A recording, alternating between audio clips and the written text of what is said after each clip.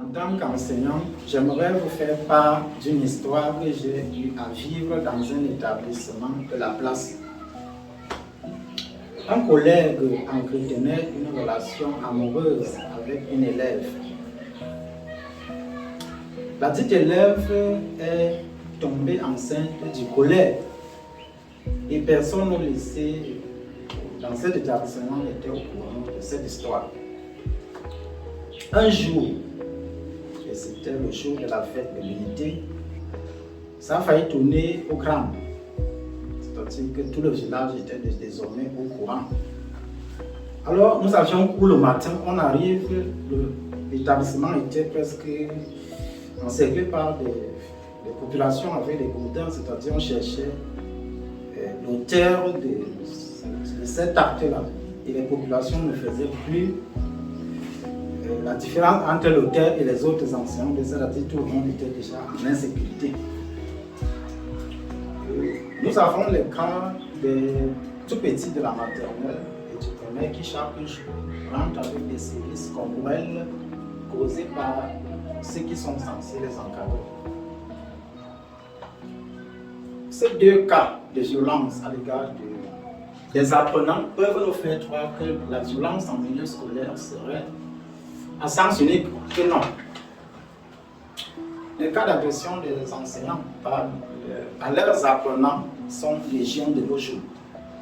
Ils font chaque jour des choses à des médias.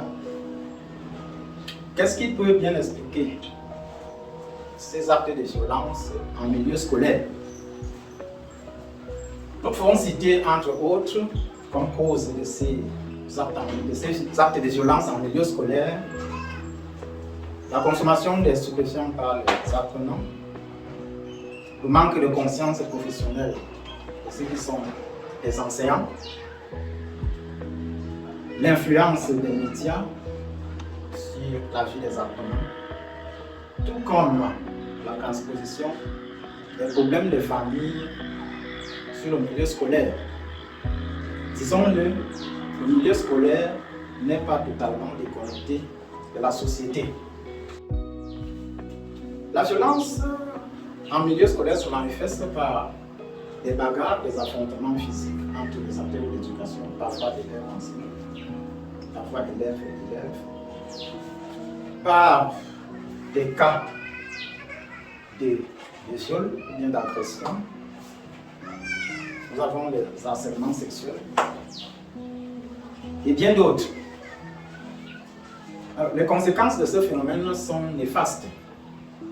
Tout à l'heure, je vous ai raconté une petite histoire. Je vous dis que cet élève a eu à arrêter son parcours scolaire. Et nos collègues même étaient obligés d'être affectés parce que sa vie était déjà en danger.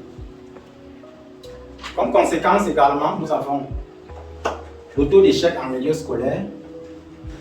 C'est un problème qui, ma foi, nécessite